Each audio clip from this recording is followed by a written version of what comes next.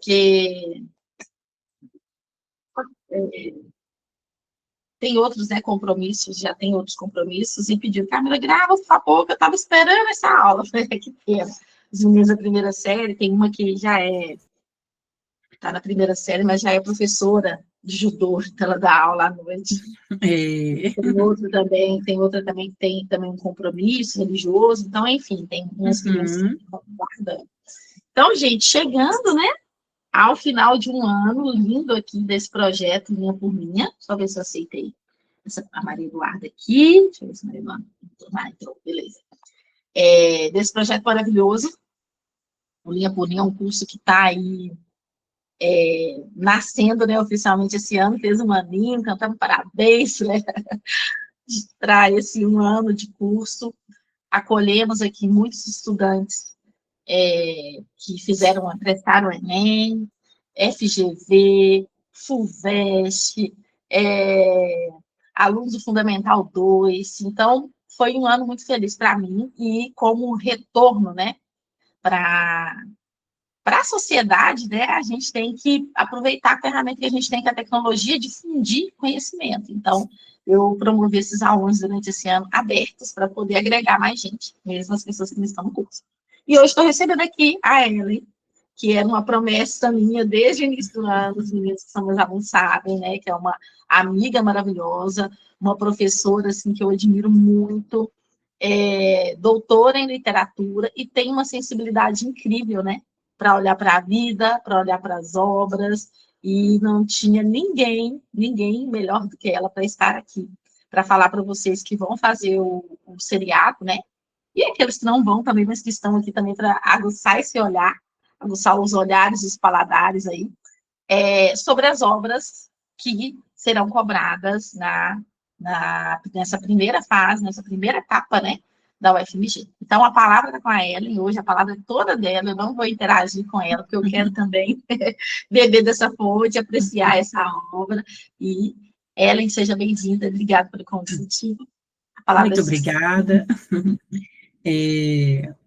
Eu quero sempre o retorno de vocês, se vocês estão me escutando direito, se não está tendo nenhuma interferência, porque tecnologia, às vezes, essas coisas acontecem, né? Estamos escutando muito bem, Ellen. Ah, ótimo.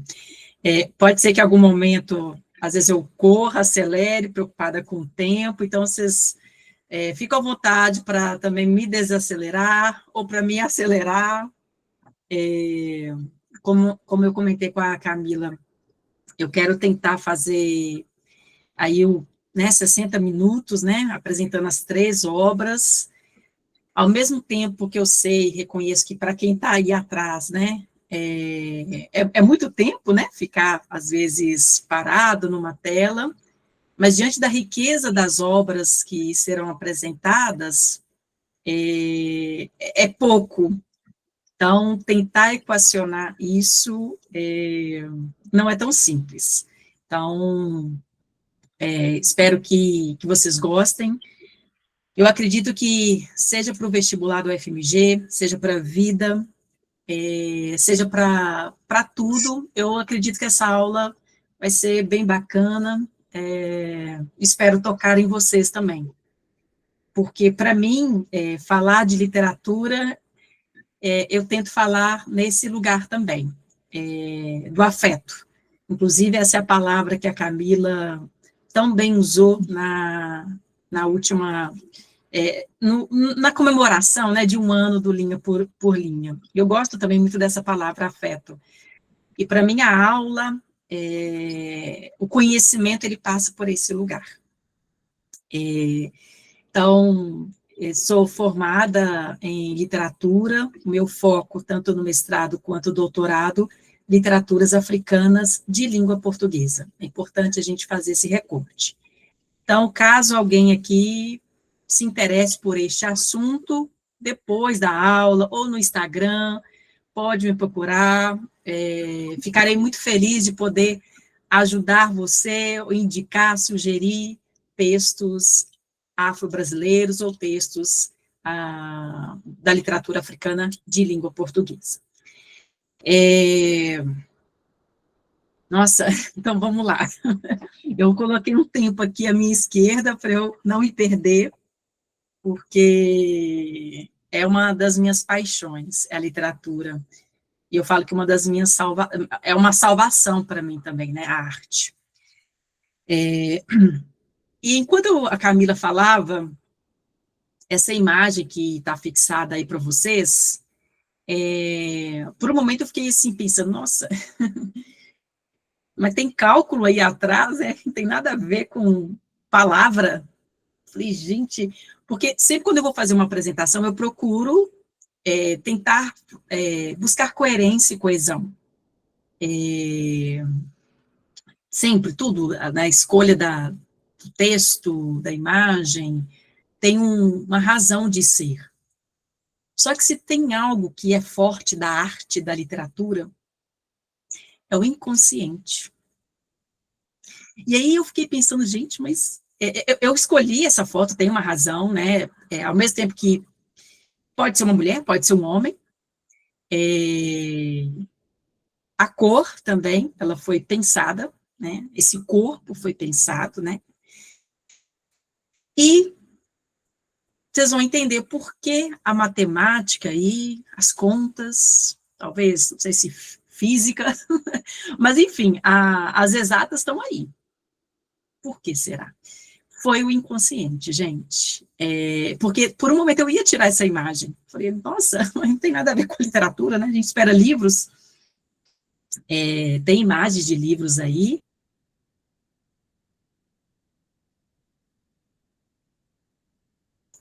Gente, meu microfone fechou, né? Fechou isso. Abriu lá. Apertei. Sem querer, me ajude aí. Mas foi rápido? Vocês perderam alguma coisa? Você falou assim, tem imagem de livros aí, foi até aí que tá. Aí acho que no eu clicar, foi isso. Eu cliquei, aí ele desligou. Então, até essa imagem aí tem uma razão de ser, né? A escolha da foto, Olhos de Azeviche, é uma coleção de contos e crônicas de literatura afro-brasileira. Mas esses olhos, somente os olhos abertos ou não cobertos, como quiserem, me lembra muito a personagem que eu sou apaixonada por ela, que é Capitu, de Machado de Assis. Tem algo a mais, sabe? Que a própria literatura, no dia que eu fiz essa foto, foi para um trabalho, para o meu emprego, eles pediram uma foto era foto com livro. E ali eu tive um insight, sabe? Para além da obra de Machado de Assis. A arte, a literatura, é uma Capitu. Eu ainda vou escrever um texto sobre isso. Então, vamos lá. Para pensar as obras, eu gosto de fazer esse caminho, né? Literatura é um certo modo de ver. E eu usei o artigo indefinido, ou seja, é uma das maneiras de ver a vida, é por meio da literatura, por meio da arte, por meio da dança, por meio da música, por meio do cinema. Você pode ver a vida, o mundo, a sociedade, por meio da ciência, por meio de uma bula de remédio, por meio de notícias de jornal. Eu, Ellen, escolho ver a vida também por essa forma. É uma das coisas que me sustentam. Essa coisa de eu ficar caminhando com a bolinha, com as imagens, Camila, o microfone é acionado, assim, e aí na hora que eu clico o Enter, ele desliga, por isso que está atento. Mas só fez uma vez, só ficar tranquilo. Não, fez outra vez que eu vi agora. Rápida. Já. Essa armadilha. E vocês percebem que essa imagem está embaçada, então são provocações. Então, eu gosto muito de usar essa frase, literatura faz pensar, né? Por que estudar a arte? Por que estudar a literatura? E aí a gente entra com as 3 obras. Eu gosto dessa imagem também, custei, assim, achar a fonte dela, de uma pintura em uma das ruas, né? de Venezuela, da Venezuela. Então, você tem o cérebro, a razão, o pensamento, o coração. Então, eu penso a arte nesse lugar, razão e coração. Pensar, questionar, sentir, né, ser afetado, deixar, né, afetar o outro e ser afetado. A arte é assim, né? E as cordas, né, o violão, o som. Então, para quem já se deparou com a fotografia de Paulo Nazaré, Pão e Circo,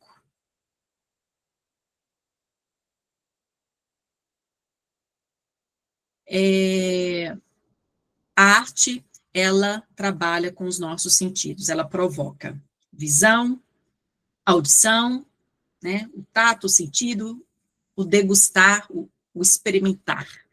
Então, minha provocação para vocês hoje. Você já experimentou palavras hoje? Para experimentar palavras é preciso olhar, ouvir, degustar o mundo. E aqui eu faço escolha do artigo definido. Poderia ser o artigo indefinido? Poderia, mas teria uma outra leitura. Escolher o é escolher aqui para mim o visual. Cara de espanto. É assim que o poeta, a criança, ou o convite que eu faço a você, é de se espantar com o mundo, com a vida, com você mesma, com você mesmo. Citei a criança e o poeta, poderia citar o filósofo também. São 3 figuras, 3 personas, 3 sujeitos. E o literato também, o da literatura também. Mas entra o poeta, né? Óbvio. Que tem a capacidade ainda de se espantar com o mundo. Gosto desses versos do Otto Lara Rezende. Só antes de continuar, para quem está chegando agora, eu estou fazendo um preâmbulo sobre o que é literatura, por que estudar literatura, por que estudar a arte, para que isso, e a forma como eu caminho com as minhas aulas, sempre caminhei com as minhas aulas, no sentido de olhar a vida com um certo cuidado, com um certo refinamento, uma certa profundidade. E a profundidade, ela vem do ordinário, do comum, do cotidiano. O Otto Lara Rezende, ele diz, o diabo é que, de tanto ver, a gente banaliza o olhar. Vê, não vendo. Experimente ver pela primeira vez o que você vê todo dia, sem ver. Parece fácil, mas não é. O que nos cerca, o que nos é familiar, já não desperta o microfone. O que nos cerca, o que nos é familiar, já não desperta a curiosidade. Fica essa imagem para vocês pensarem, né? A gente vê as aves, vê os pássaros e está tudo bem, estão aí. Mas a gente precisa ficar atento, né? É uma ave, mas uma ave que foi cerceada de sua liberdade, né? Sua liberdade foi carbonizada, para usar a palavra, né, do que aconteceu com essa ave.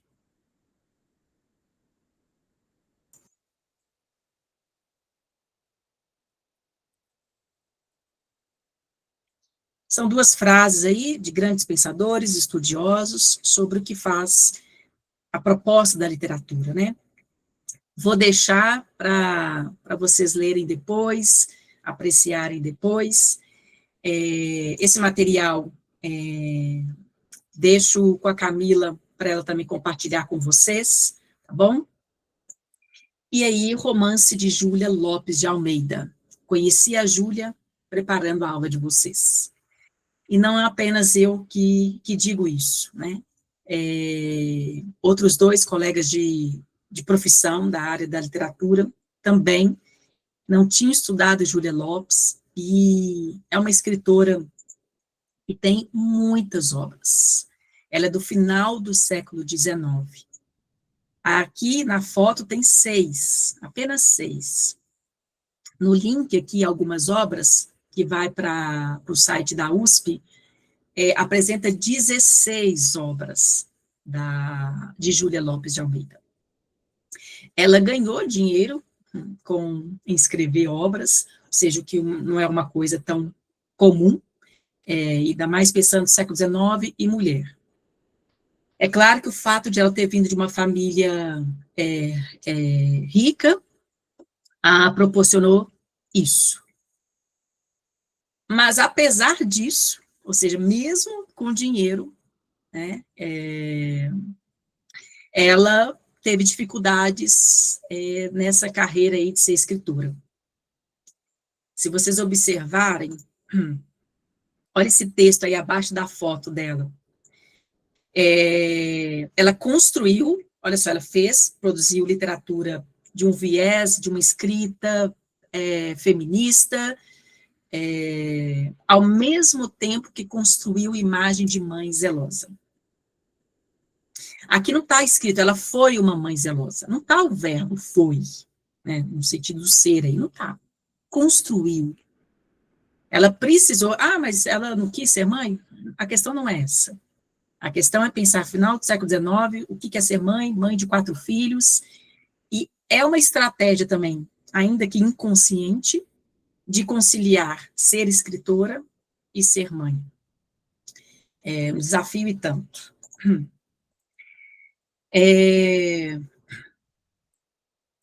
A escolha dessa imagem aí, Memórias de Marta, né, dessa edição, temos 2 mulheres. São 2 Martas na obra, Marta mãe e Marta filha, que é bem interessante, né? A Marta mãe, ao mesmo tempo que torce pela filha, estudar, ter uma condição melhor, ela ensina também a filha a ser dona de casa, né, os afazeres domésticos, como é próprio da mulher, né? Lembrando esse próprio, né, no sentido de construção social. Escolher essa obra é pensar na autoria feminina, pensar no público-alvo também, já que Marta fala sobre sua própria juventude, sobre sua adolescência, é pensar também no primeiro ano do ensino médio. Pensando aí nessa audácia de Júlia Lopes, seu nome quase integrou a lista de fundadores da Academia Brasileira de Letras, mas foi preterida em favor do marido, ou seja, ficou de lado para que o marido fosse o escolhido. Não vou entrar muito aqui nessa questão, porque eu acho que está bem claro. Síntese da obra. Eu coloquei Marta filha aqui, mas se em algum momento eu quiser me referir a Marta mãe, eu vou fazer essa referência clara, tá bom? A protagonista, narradora protagonista é a Marta, né? A Marta filha, digamos. Então, ela relembra sua infância pobre, ela é órfã de pai, então o pai, ele se suicidou, então se suicidou mesmo, viu, gente? A escrita é estranha, mas é assim, após ser injustamente acusado de roubo pelos seus empregadores. A protagonista, ela foi obrigada, juntamente com a mãe, devido às circunstâncias, a enfrentar as consequências dessa acusação e reconstruir suas vidas. Não foi fácil. Para onde que elas foram? Porque aí já não tinha, digamos, a renda do marido, né, que era significativa, então foram buscar moradias mais baratas. Elas foram para o Cortiço ali do Rio de Janeiro. Não sei se alguém já leu a obra O Cortiço, de Aloísio Azevedo, já ouviu falar, mas o Cortiço de Aloísio Azevedo também se passa no Rio de Janeiro. Tem várias semelhanças, né? Não vou dizer muitas, mas várias.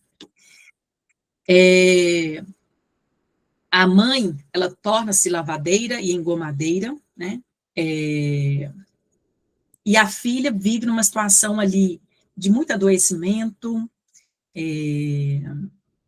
Por que eu destaquei, né? Vivendo e adoecendo, quarto úmido. Isso é recorrente na obra. E aqui eu quero fazer uma provocação. Comece a prestar atenção, seja na literatura, seja no dia a dia, às repetições. as repetições de palavras, as repetições de vocabulário, de frase, nos textos escritos ou nos textos orais. As repetições estão dizendo algo para a gente. E pensar o fim do século XIX. A obra está ali no fim do século XIX, início do XX. Então, muitas angústias nesse entre-século. E a educação escolar como possibilidade limitada, pensando ali no contexto, uma possibilidade de ascensão social e ascensão da própria mulher. A Marta, ela se torna professora, com muito custo, com muito esforço, e aí são as palavras do livro que dizem isso. Ela, assim, qualquer semelhança com a mulher do século XXI ainda precisa se esforçar, ainda que ela seja competente, mas o esforço ainda é muito hercúleo, muito significativo para a mulher. O que significa dizer que uma narrativa é em primeira pessoa? É uma narrativa que deseja se aproximar do leitor. É uma narrativa intimista, introspectiva, sensível, diferente da obra O Cortiço, de Aloysio Azevedo. O Cortiço, de Aloysio Azevedo, é uma obra em terceira pessoa e muito descritiva. Qual é o objetivo de ser em terceira pessoa? O distanciamento. Esse é o efeito de escrever um texto em terceira pessoa. Você, é como se você dissesse para o seu leitor, olha, principalmente no Cortiço, estou observando, só observa, sabe aquele meme, né, aquelas figurinhas, só observa. Aquele olhar de julgar, a primeira pessoa já é diferente. É a marca da Júlia Lopes, né, uma escrita sensível, crítica, que é um diferencial do Aloysio Azevedo, da obra O Cortiço. E, lembrando, é uma obra que antecipa o Cortiço. Mesmo que você nunca tenha lido, ou nunca tenha ouvido falar do Cortiço, está ouvindo falar agora. É assim que a gente vai construindo o nosso conhecimento, a nossa formação leitora e crítica. É quando a gente escuta e deixa entrar.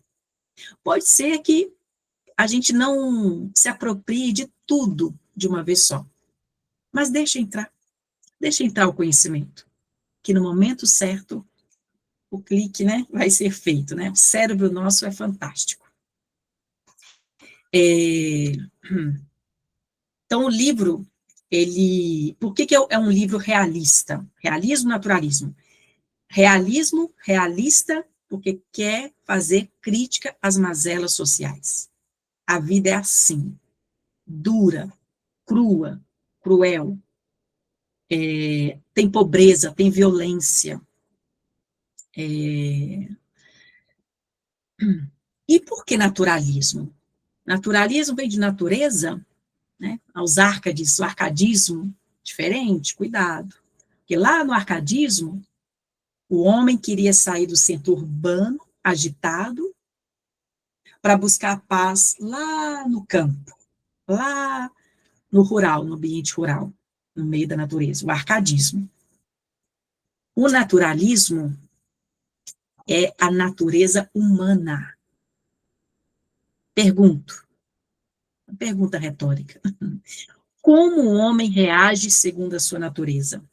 Sua natureza fisiológica, orgânica, visceral, instinto animal. Nossa, era instinto animal? Forte isso, estranho. Sim, o naturalismo tem esse quê de mostrar o sujeito, a pessoa humana, parecendo um animal ali. Ele fez isso, que era da natureza dele. Ou ele fez isso porque o meio também proporcionou isso. Ele não quis, o meio é que proporcionou. Eu vou colocar trechos da obra, e que esse naturalismo vai ficar mais explícito. O caso influiu no meu organismo de uma maneira incrível. Então, teve um fato lá na narrativa que a tocou de uma forma que ela sentiu no corpo, né? Então, por isso a ideia do orgânico. Eu estudava muito, mas, ou pelo esforço intelectual, ou por fraqueza física, estava sempre nervosa, irritada e magra. A minha preocupação constante era ser vítima de um desastre imprevisto. Então, doença, outra palavra importante que aparece no naturalismo, para pensar o naturalismo, é a palavra patologia, no sentido das doenças. Então, o povo é sofrido, o povo adoece. Lá no Cortiço tem isso, aqui em Memórias de Marta também. Essa outra frase da página 38. O medonho portão do cortiço aberto, como uma goela esfamada ou esfameada, mas no livro está escrito esfamada, a todas as misérias e a todos os vícios. Pensa ali no cortiço, fica nos centros da cidade, diferente da favela, que fica mais à margem. Então, pensa ali na porta do cortiço, como se fosse uma garganta esfomeada a fim de tragar as misérias, e as misérias humanas, de tragar os homens, as mulheres, enfim. Tem o que é hiperbólico? Tem. Mas para dar a ideia do visceral, do animal, que é o ser humano. Olha só, esse trecho é bem bacana. O cortiço em que morávamos gozava da fama de ser um dos mais pacatos do bairro. Você vai ver que tem até uma ironia, porque se esse era o mais pacato, imagina o que não era pacato. Devido à previdência do proprietário, um carroceiro português, que morava com a família no local, na primeira casa à esquerda do portão. Ele gabava-se de só consentir ali gente séria. E o caso é que os moradores ficavam atolados naquela ignomínia, aquele sofrimento, afeitos à promiscuidade e retidos pela barateza dos aluguéis. Eu passava os nossos dias fora de casa no colégio e voltava sem pressa para o meu quarto, melancólico. Interessante, né? Porque o melancólico está no masculino. Logo, a referência é quarto. Mas o melancólico se refere a ela também, subjetivamente. Em questão de gramática, né, Camila? A gente vai pegar o melancólico para quarto. Mas há outros trechos, esse próprio, fala da melancolia da narradora protagonista. Ou seja, corpo e espaço, uma coisa só. Isso é o naturalismo. Ou uma das características, né, da proposta naturalista. Estudava com esforço, arrancava as ideias do cérebro dolorido. Gente, olha o que é o estudo para ela. Lutando com a preguiça que me invadia toda, com a inteligência que fraqueava e repelia as lições. Mas quando ela lembrava de onde ela morava, e ela queria sair daquele lugar, do cortiço, aí ela dava um jeito de voltar a estudar.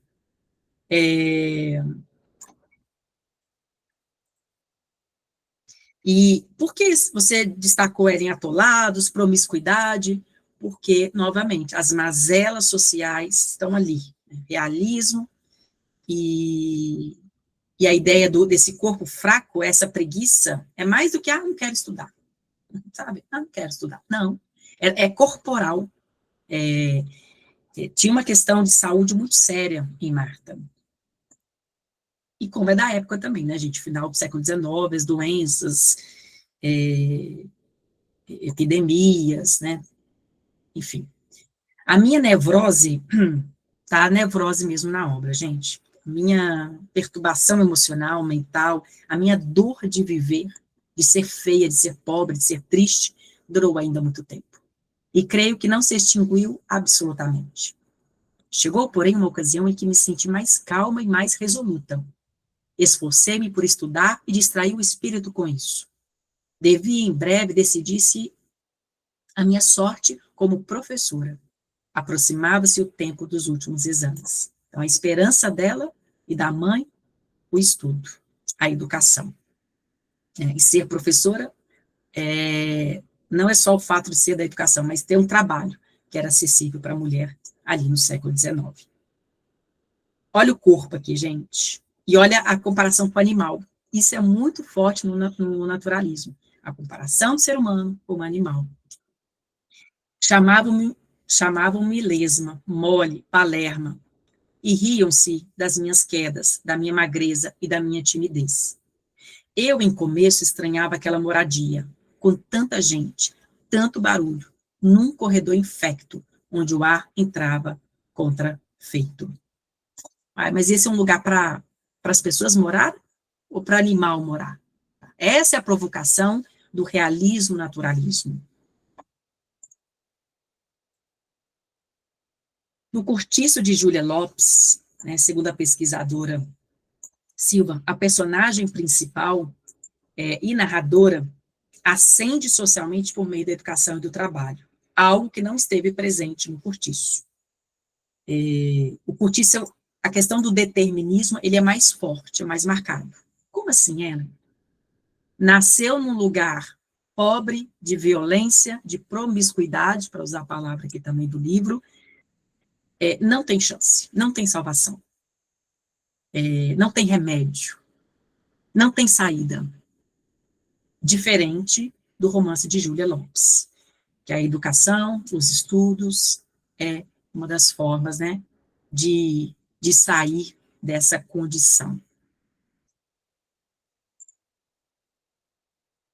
Aqui eu não vou passar pelos personagens, por conta do nosso tempo, mas eu quero destacar Maneco e a Eulália. Maneco, principalmente, né, com 8 anos de idade, ele já sofria de vício, né, e morreu devido ao vício à cachaça. Então, para vocês perceberem o quanto que isso é muito forte. Ó, opa, pronto. A primeira parte da obra foi, estou aqui com o meu tempo, como eu disse, né, cronometrado para eu não me perder. Deixa eu só tomar uma água, gente. Midei tá indo. Estão compreendendo? Se alguém quiser colocar no chat que já ouviu falar do Cortiço, ou já leu. É bom esses joinhas, né, que mostra que vocês estão vivos. Ai, ai. Obrigada, gente. A gente não ter a sensação, né, de com o que a gente está conversando, dialogando. Alguém já ouviu a música, conseguiu ouvir a música Principia? Ó, Geraldo, Maria Eduarda, ótimo. Alguém já assistiu o documentário, o álbum, enfim, na Netflix, que se chama Amarelo? Gente, se puder, assistam na Netflix, nesse final de semana, enfim, algum final de semana, Ciro, né, que eu acho que levantou, eu já assisti 2 vezes, é de uma riqueza, muitas intertextualidades, muitas referências literárias, artísticas literárias. Então, vamos lá. Principia. Amar é um elo entre o azul e o amarelo. São os versos aí do Paulo Leminski, foi um escritor curitibano aí, ele bebe do modernismo, ele está na poesia concreta, ele está na poesia marginal, então, difícil fazer essas classificações. Quando a gente fala de amar, de amor, qual é a cor que a gente pensa? Vermelho. mas o amor aqui, para Emicida, ele é amarelo. Né? E o que tem a ver o Principia também com essa cor? Então, fica a dica aí do documentário, é lindo, e ele me fez beber da fonte da arte afro-brasileira, né, por meio do Emicida. E o amarelo aí, cor primária, cor como princípio, cor que principia, provocações, o nome da música é Principia, não é princípio, não é no masculino, não é no feminino, então, vão pensando, né, sobre isso. A escolha aqui dessa imagem à minha esquerda, Oxum, obra do pintor Caribe, o orixá que representa a beleza e a fertilidade. Trecho da música Principia, né? Dizem que o amor é amarelo, tipo um girassol. Meu olho busca o sol. O amor é o segredo de tudo, e eu pinto tudo em amarelo. Lembra que eu falei da repetição? É para a vida de vocês.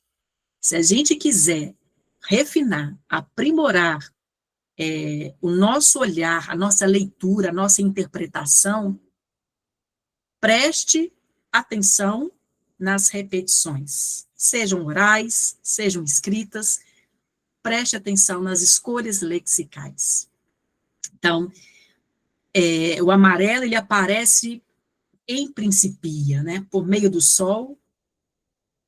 Gente, o amanhecer principia, inicia, nascimento, renascimento. Em África, o amarelo simboliza o ouro, o sucesso e a vitória, as perspectivas otimistas que aguardam o continente. Então, vocês estão percebendo que eu estou falando da música Principia, esses versos são da música, e não dá para ignorar que essa música ela está inserida num álbum que se chama Amar Elo, ou Amarelo. No candomblé, cada um dos orixás simboliza um elemento da natureza e possui uma cor de preferência. O amarelo, como foi colocado aqui, representa riqueza, beleza e fertilidade. No budismo, o desapego aos bens materiais e a adoção de uma vida mais simples. Na tradição cristã, me chamou a atenção. Pouca menção à cor, associação à pureza, ao espiritual, ao brilho, mas também à palidez de pânico, ou uma doença que deixa o corpo amarelo. Pergunto, será que ao interpretar uma arte, uma música, cabe tudo, vale tudo?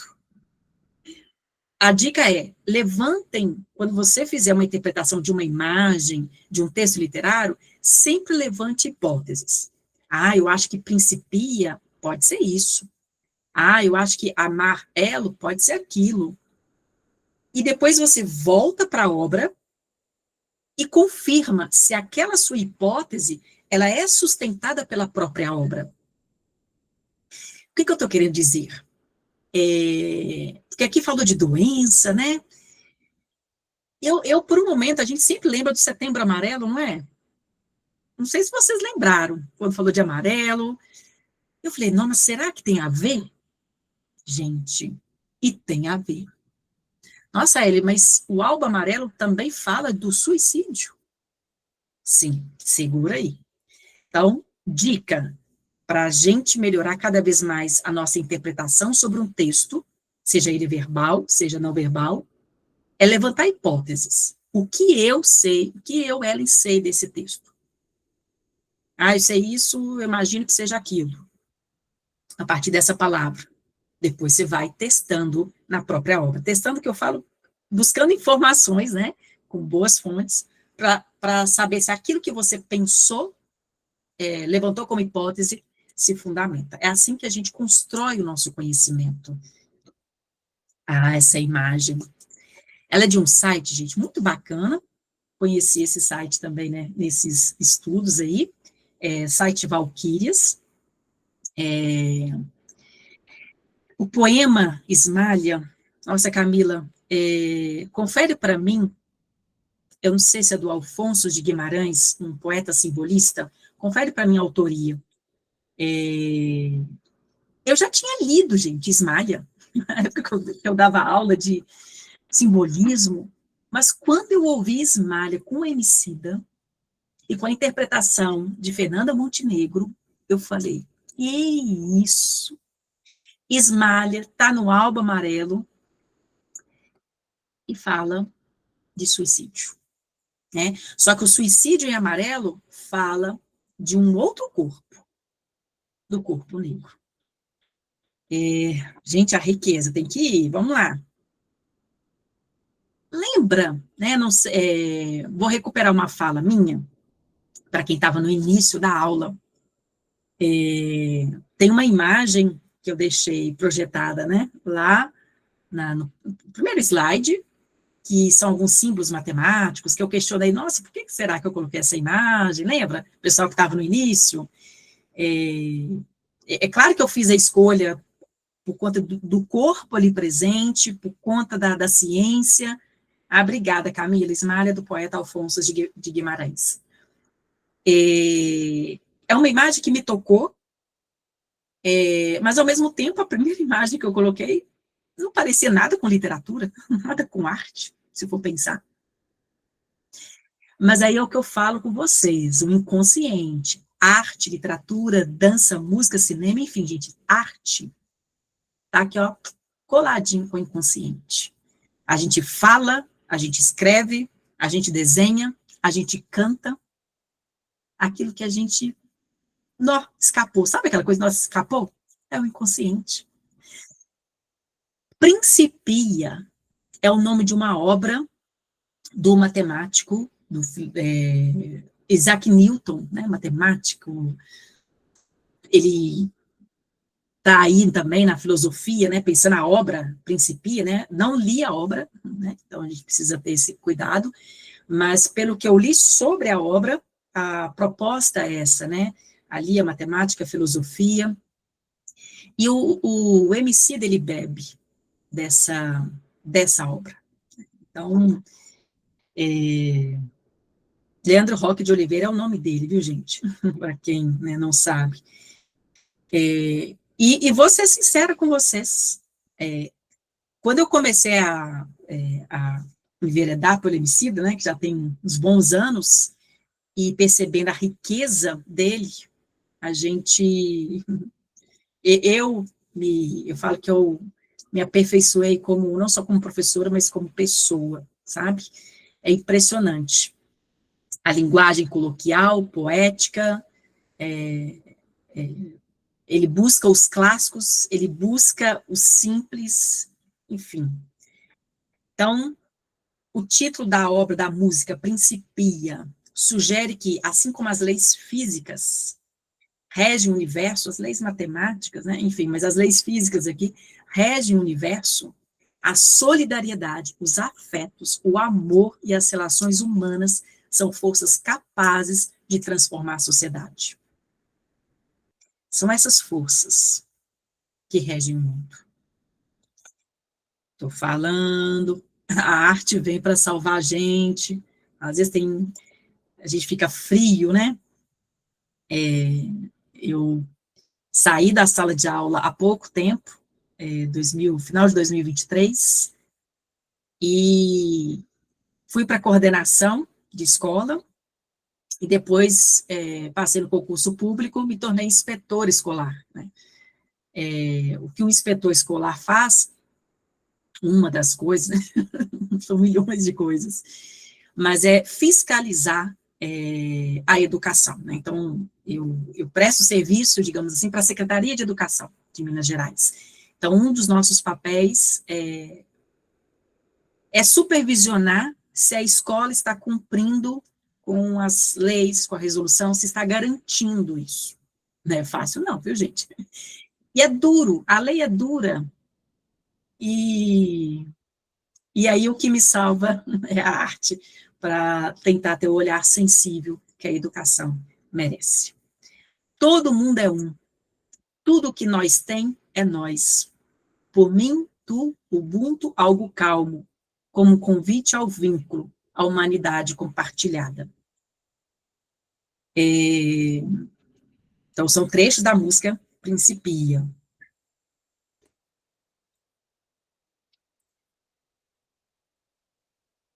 O álbum, o documentário, né? Enfim, ele faz um retrospecto com a Semana de Arte Moderna, lá em 1922. Gente, é uma aula, esse documentário, são várias aulas ali dentro. E aí ele traz a arte africana, a arte afro-brasileira, traz os artistas negros, negros e brancos, mas traz uma nova forma de pensar a arte moderna. Essa imagem aqui é do Teatro Municipal de São Paulo. A escolha não é aleatória, é para marcar que a pessoa negra, ela também deve ocupar esse lugar. É lugar dela também. É muito bonito, sabe, gente? Então, nós temos aí Pablo Vittar, Maju, Zeca Pagodinho e até Belchior. Gente, o que ele faz? Então, o Principia é antropofágico, essa proposta do Emicida, né, com Alba Amarelo. E de onde que eu estou usando essa palavra antropofágico? Antropofagia, movimento antropófago, que está lá na semana de 1922. Comer, né, a carne do inimigo, né, porque e comer não é qualquer parte da carne do inimigo, não, né? Proposta dita de uma forma bem superficial e rápida, mas é a carne que vai simbolizar a força do inimigo. O que há de forte no inimigo que eu preciso ter para mim, a minha vida. Então, só voltando aqui, pensar na antropofagia é pensar, olha só, Pablo Vittar, Maju, Zeca Pagodinho até Belchior, só para citar alguns. Rap, samba, MPB. Deixa eu ver, alguém colocou algumas coisas aí no chat, Camila. Acho que foi a Bruna Carla, se eu não me engano. Isso. Você pode ler? Fique à vontade, posso, que ela diz assim, você diz que ele traz várias referências nesse documentário, e uma delas é o do Abdias do Nascimento. Ótimo, Bruna. Foi Isso, que Bruna, criou perfeito. o Teatro do Experimental do Negro. Perfeito, Bruna. Muito obrigada, viu? São muitas referências, gente, muitas. Vale a pena assistir. Isso que está entre aspas aqui, nossa, muito bom, Bruna. Falando em teatro, né? Nossa, que referência e muito bem lembrado. Eu tirei esse trecho aqui do Instagram do Lista Preta, que eu achei muito bonito, muito pertinente. A obra, né, Amarelo, retrato profundo do Brasil. Músicas como Pequenas Alegrias da Vida Adulta, Quem Tem um Amigo Tem Tudo, exalta a amizade e a solidariedade, enquanto Esmalha e Eminência Parda trazem reflexões sobre desigualdade, racismo e amadurecimento. Lembrando, Esmalha é um tema muito sensível e sugiro a leitura aí também. É muito bonito, assim, a estética ela é bonita, é nesse lugar. Uma obra que acolhe e provoca ao mesmo tempo, mostrando que a arte pode ser tanto um refúgio quanto uma ferramenta de mudança. Dizem que o amor é amarelo, dizem que o amor é amar mais ela, uma ligação. O amor aqui é este elo, o amor como princípio. Qual é o princípio? O outro me constitui. É um trabalho constante, árduo, difícil, desafiador, né, fazer pontes. Amor como forma de determinar nossa ética no cotidiano. O afeto é a única coisa que dá rumo à vida e confunde os poderosos. Olha que trecho lindo de Principia, da música Principia. Calhe o cansaço, refaça o laço, ofereça um abraço quente. Que se a gente for na toada do cansaço, da máquina, a gente é atropelado, né? Atropelada por esse ritmo frenético e perde a sensibilidade. Novamente, a arte é um modo de ver e de estar no mundo. O amor que atravessa a música e o álbum não se limita ao amor romântico. Ele surge como projeto de país. Isso é muito importante. Talvez por isso, pintar tudo de amarelo, que está na música, a cor da luz que insiste, do sol que nasce, renasce, do girassol que procura o calor para seguir vivo. Principia, foca também na religião. Mais do que na religião, na espiritualidade, no compartilhar a espiritualidade. Uma espiritualidade aberta. Fabiana Cosa, cantora negra mestiça, tá no álbum Amarelo, tá no Principia, na música Principia. Precisamos principiar, precisamos todo dia de manhã iniciar uma nova forma de pensar, estar, ver, sentir, ouvir o mundo.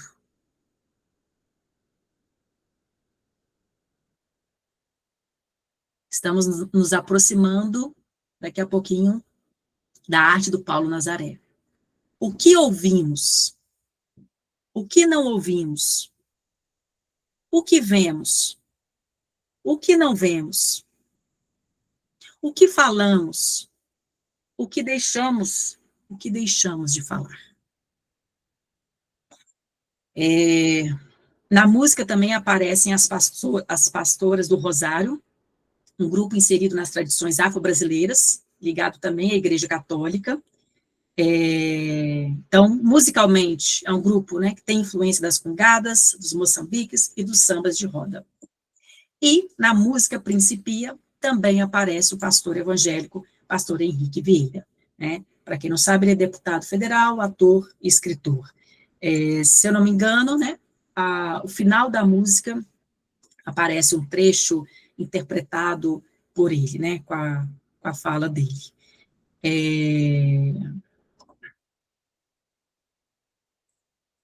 A espiritualidade como princípio, celebração da diversidade religiosa brasileira e da espiritualidade como caminho para a coletividade. Bonito isso, né? Que espiritualidade é essa? Ela é aberta, libertadora, anticolonial, que religa o sujeito ao coletivo e ao sagrado, superando assim o dogmatismo, superando as crenças rígidas, fechadas, impostas. Não é uma espiritualidade homogênea. A proposta não é ser homogêneo, é guardar as diferenças do candomblé, do cristianismo, do budismo. Nessas diferenças, ainda assim, compartilharmos a nossa existência. Com o cheiro doce da arruda, penso em Buda calmo, tenso busco uma ajuda, às vezes me vem um salmo, tira a visão que luda, é tipo um oftalmo, e eu que vejo além de um palmo, por mim o Ubuntu algo calmo. Olha só, gente, estou falando, o inconsciente é maravilhoso. Quando ele fala do oftalmo, vejo além, como que eu abri a aula? Com a visão, com o olhar, mas pode ser a visão metafórica também. Consciente e inconsciente andando juntos.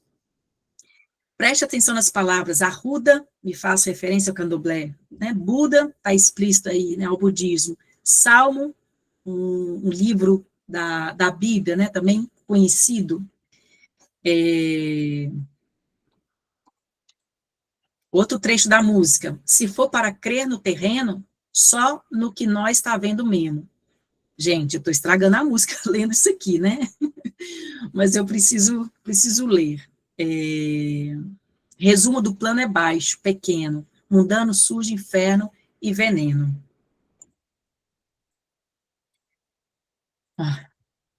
Tá. Deixa eu beber uma água. Ó, tô indo, estamos indo para a terceira parte, que é a última parte da nossa aula. Alguém quer comentar, falar? Estão compreendendo? Deixa eu voltar aqui. Ô, Ellen, Oi, assim, Bruna. eu só comentei essa questão da abdias do nascimento. Olha que interessante que você falou. O Emicida, ele tá lá, né, no teatro, né, e você fala assim, ó, um lugar que não era ocupado pelos negros, né, e ele traz o Abdias do Nascimento no documentário. Então, e quem traz essa questão do negro, assim, representação do negro para o teatro, né? O Abdias do Nascimento, como tem, né? Então, assim, é isso que você falou desde o início da aula, essas relações, essas intertextualidades, né? Que ele está trabalhando a todo momento, né? Seja essas relações que você comentou e essas relações que ele trabalha tanto no documentário quanto na música, né?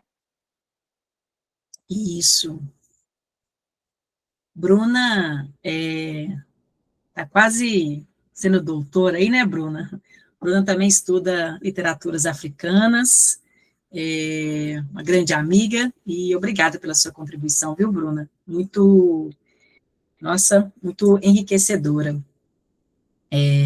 Viu a Ana Fernandes aí? Não sei se a Ana Fernandes... Eu tenho uma amiga que é a Ana Paula Fernandes, não sei se... Ah, obrigada pela sua presença, Ana.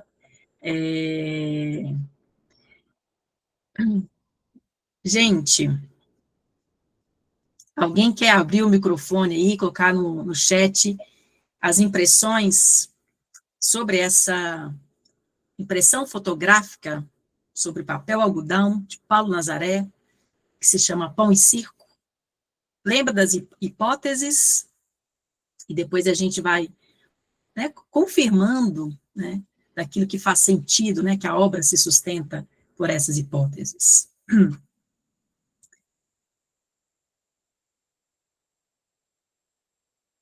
Isso, os três macaquinhos.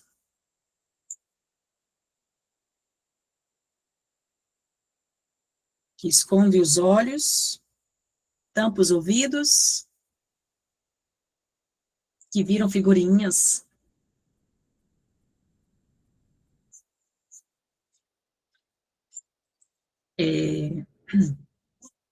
Deixa eu ver. Isso, Maria Eduarda, político do pão e circo da antiguidade. Ellen, lembrei, ao ver essas figuras, me veio à memória dos órgãos dos sentidos, né? Como a literatura, né? Ela se fundamenta no falar, no ver e no ouvir.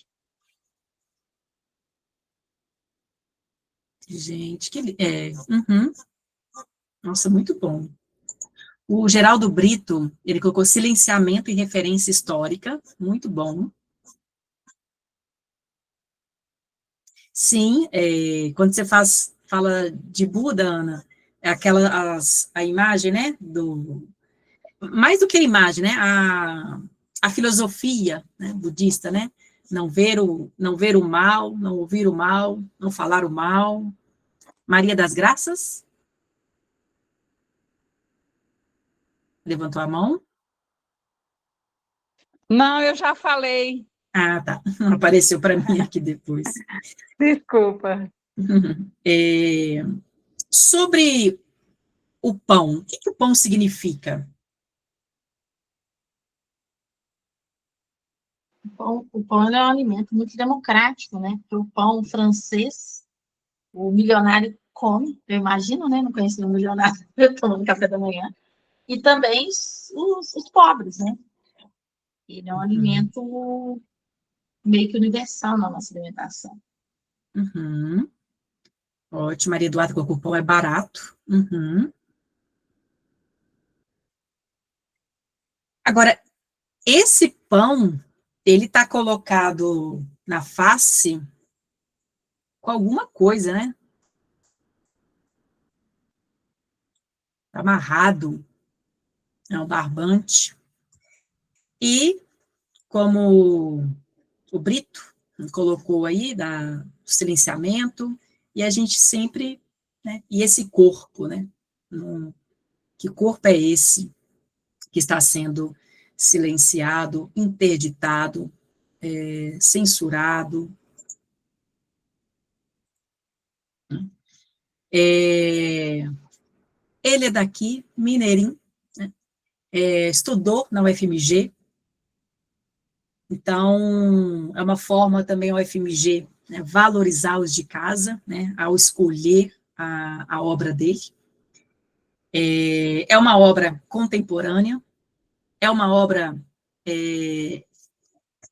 da performance, no sentido de que o corpo do sujeito ele está em cena, em evidência. O corpo do próprio artista é um corpo artístico, né? Ele coloca o seu corpo né, em exposição, em experimentação. Teve um comentário aí no chat, Camila, deixa eu ver aqui. Francine, distribuição de alimento e entretenimento para distrair a população dos problemas sociais e políticos. É isso mesmo, a ideia do pão e circo. Perfeito.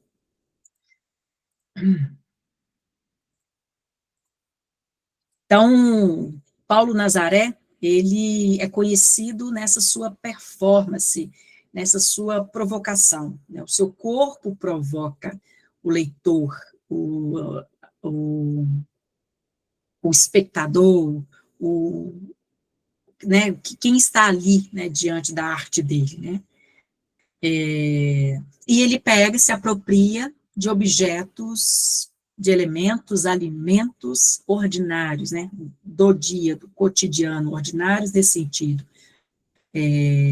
Isso é muito da arte, o modernismo, né, ali, 1922, para dar uma referência aí, começa a trabalhar aquilo que é simples, o comum.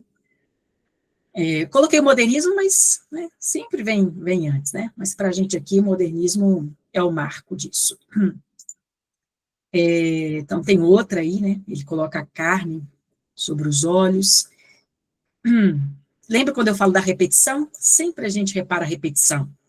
Sabe quando a gente, às vezes, né, o professor de literatura apresenta aquele tanto de características, seja do autor, seja de uma obra? É porque, a partir do momento que a gente fala de características, é porque a gente percebe repetições no estilo daquele artista, ou daquela, digamos, escola literária.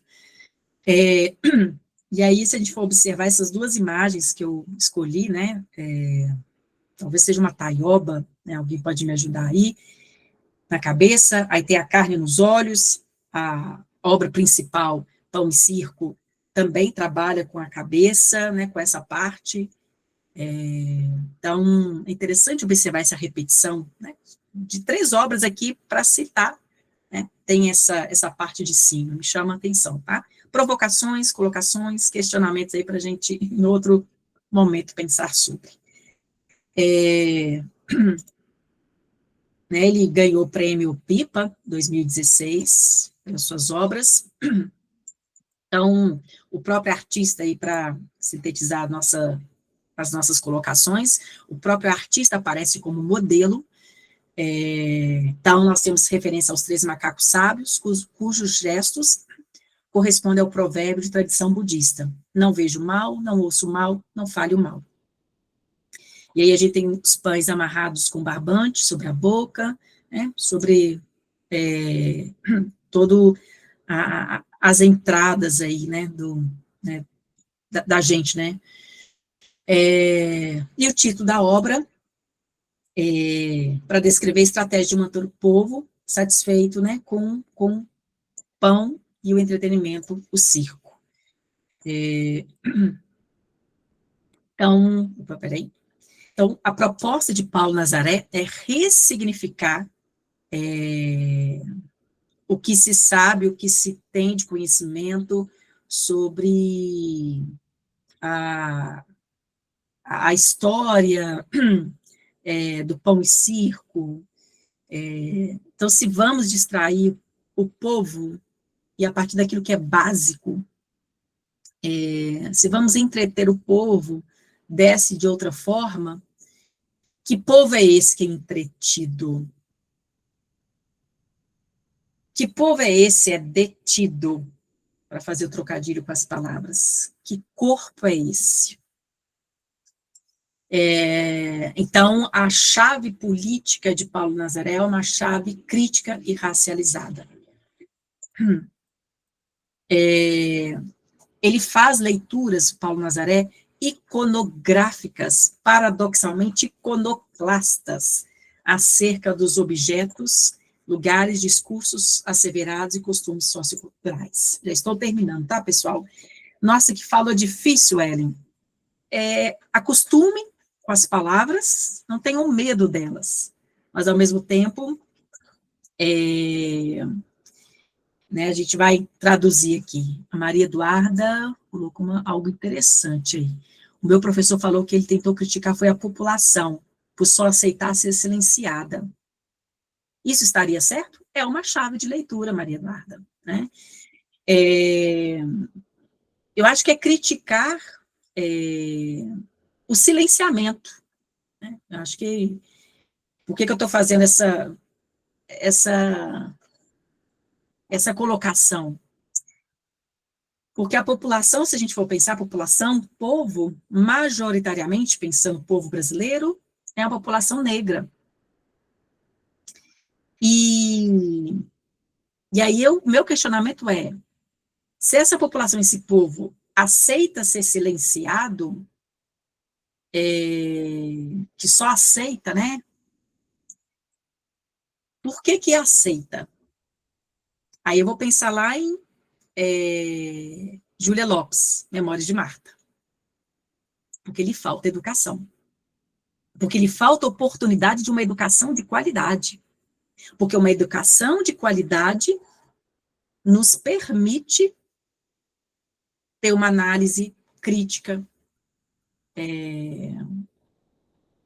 sobre o mundo, sobre a sociedade, sobre o que está acontecendo. Então, Maria Eduarda, essa é uma chave de leitura, mas sempre ao colocar isso no papel, por escrito, né, ou falado, enfim, a gente sempre vai lançar essas camadas. Né?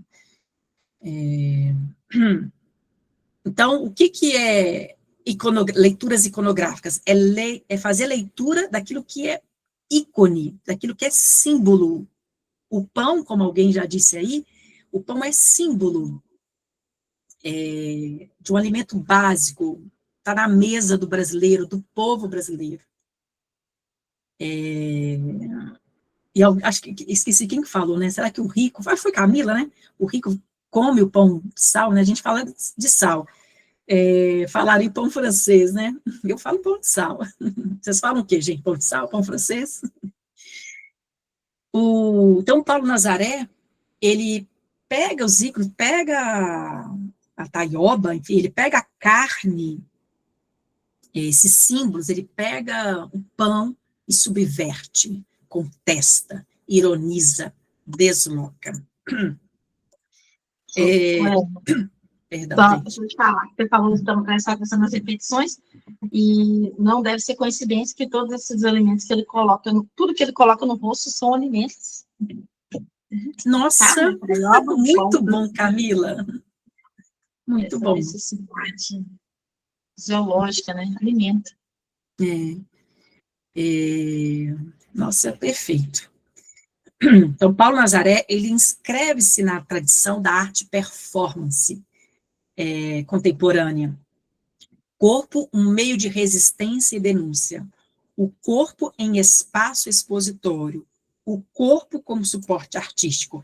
que dá para fazer um contraponto lá com a proposta naturalista, né? O corpo doente, lembra? O corpo sofrido, o corpo violento. Olha que bacana fazer esse contraste de estética, de escrita, do que está sendo posto aqui. A arte contemporânea, na qual Paulo Nazaré está inscrito, valoriza a experimentação e interação. Que corpo é este na fotografia? Um corpo negro, o qual historicamente foi objetificado, explorado, criminalizado. Agora é um corpo protagonista visual, e aí dialoga com a proposta de Emicida, né? Quem vai ocupar esse teatro aqui municipal? Que corpo que vai ocupar? Quem vai cantar? Que vozes vão cantar? Que cor tem essa voz? Olha que sinestesia, né? Assim que mistura, que cor tem essa voz? Então, um corpo que antes era criticado, julgado, agora julga, critica. A gente aproveitar, tem um episódio em Memórias de Marta, tá o nome da personagem, né? Se não me engano, é Matilde. A passagem dela pela obra é rápida, há uma página, menos de uma página. É uma criança negra e que sofre com racismo. Ela é acusada de roubo, e como se não bastasse que não bastasse a acusação, ela é forçada, né, pela situação ali, ela é forçada, né, e ela é expulsa ainda. Então, assim, e a narradora, a personagem, ela lembra disso, né, com um sentimento ali, que eu vou chamar de culpa. Então, dá para fazer um diálogo também entre essas duas obras. Essas imagens, a Menezes Vasconcelos aqui no chat, essas imagens nos fazem refletir que diante das mazelas da sociedade, quer que sejamos mudo, surdo e cego, mas a literatura nos faz pensar e refletir a sociedade com olhar crítico. Que lindo, Menezes, que lindo. Obrigada pela sua contribuição. Deixa eu ver, acho que essa última, aqui. Como estão sendo calados, silenciados, e quem está, né? Então, vale a pena perguntar o quem e como. O que não queremos ouvir, falar e ver?